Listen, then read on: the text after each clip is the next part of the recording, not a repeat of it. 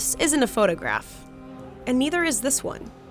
These are hand-painted billboards on the walls of New York City. It looks like you can drink the beer off the wall, eat the sandwich off the wall. Brooklyn-based Colossal Media creates these photorealistic murals as ads for major brands like Google, Nike, and Coca-Cola, and they can cost up to $150,000. We got a look inside Colossal's colorful workshop to see how painters bring these once bygone masterpieces to life. Large-scale billboards first popped up in the 1830s. The tough painters that hung from buildings through all kinds of weather were affectionately nicknamed wall dogs.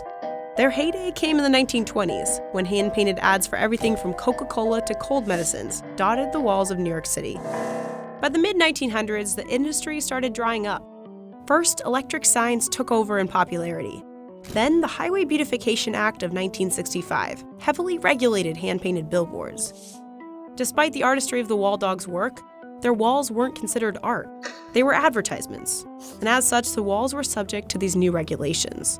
Around the same time, faster vinyl-printed billboards began replacing time-consuming hand-painted ones.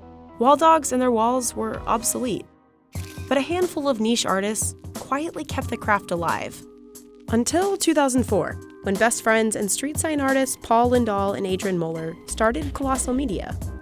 With a team of 31 artists, Colossal ushered in a mainstream comeback for hand-painted murals, and big brands took notice.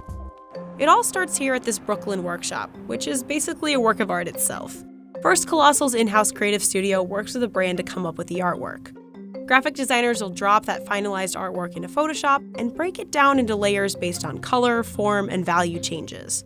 When we're done breaking that down, we drop it into a template which scales it to the size of the wall. It's gridded into 4 by 8 foot boxes for however big the wall is. A laminated version of the gridded image becomes the roadmap for the whole project. First, the roadmap heads downstairs. The color mixers blend a rainbow of paint shades to try and match the colors on the roadmap. Sometimes they get a match pretty quickly. Other times it takes a lot of patience and a lot of paint.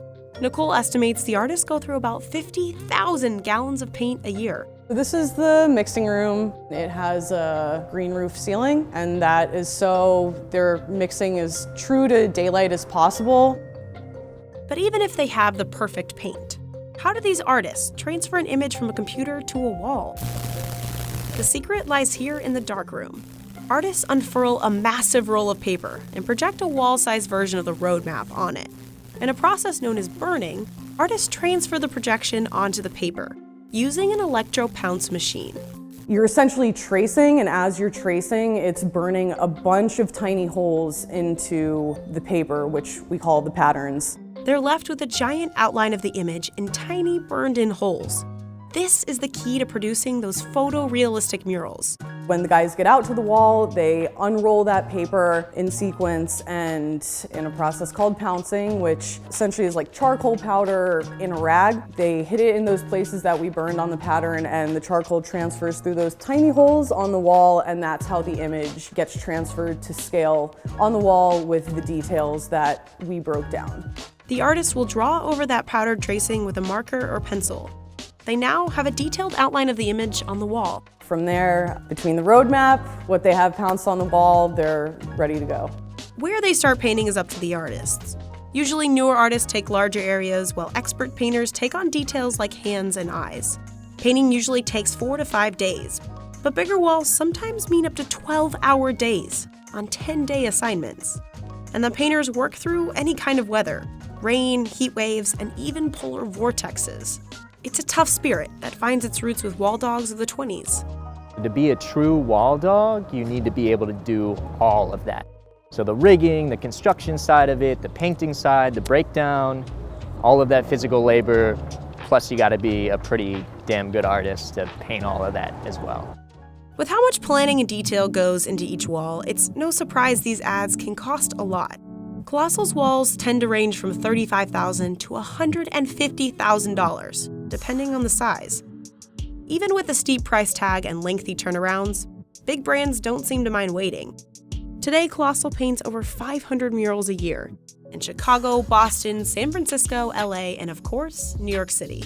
It's definitely becoming more of an experience rather than you just passing by a flat billboard. Our painters who are working on site are catching the eyes of any passersby, people who drive by, and then they share it on social media and kind of create a new level of interaction with an advertising. But ever since the heavy regulation of wall dogs in their walls first came down, one question has circled the industry. Are these advertisements art? The fact that it's advertisements, I mean, yes, we're trying to replicate what somebody else gave us, but we're doing it in our own way. I quite frankly think you have to be a tradesman and a craftsman to do this correctly, but you also have to be an artist to do it. And a highly skilled one at that, considering just how realistic they look.